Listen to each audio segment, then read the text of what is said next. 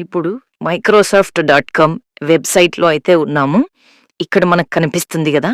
End of support for Windows 10 8.17 దీని అర్థం ఏంటంటే, వాళ్ళు 2025 అక్టోబర్ నుంచి విండోస్ 10కి ఎటువంటి అప్డేట్స్ ఫ్రీగా ప్రొవైడ్ చేయమని అఫీషియల్‌గా వాళ్ళే చెప్తున్నారు.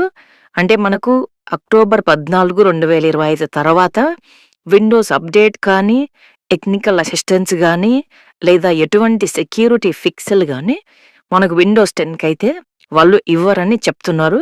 దీనివల్ల నష్టం ఏంటని కొంతమంది అడగొచ్చు. కానీ మనకు ఇప్పటికే విండోస్ 8 మరియు 7లో క్రోమ్ బ్రౌజర్ అప్డేట్ చేసినా కూడా అప్డేట్ అనేది అవ్వదు.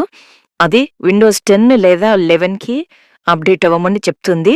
ఇప్పుడు వీళ్ళు విండోస్ 10కి కూడా అప్డేట్ అనేది ఆపేస్తే మనకు విండోస్ 10లో కూడా క్రోమ్ బ్రౌజర్ అనేది అప్డేట్ అవ్వదు. క్రోమ్ బ్రౌజర్ కానీ, ఎడ్జ్ బ్రౌజర్ కానీ అప్డేట్ అవ్వకపోతే ఇప్పుడు జరుగుతున్న సైబర్ దాడుల్లో మనకు ఈజీగా హ్యాకర్స్‌కి అనేది టార్గెట్ అయిపోతాము.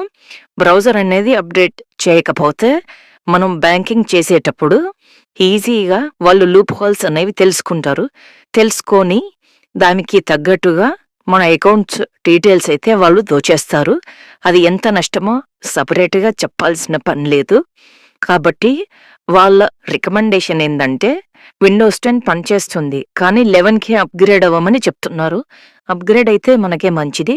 కానీ ఇప్పటికి కూడా విండోస్ 10 షేర్ 64% ఉంది. Thank you.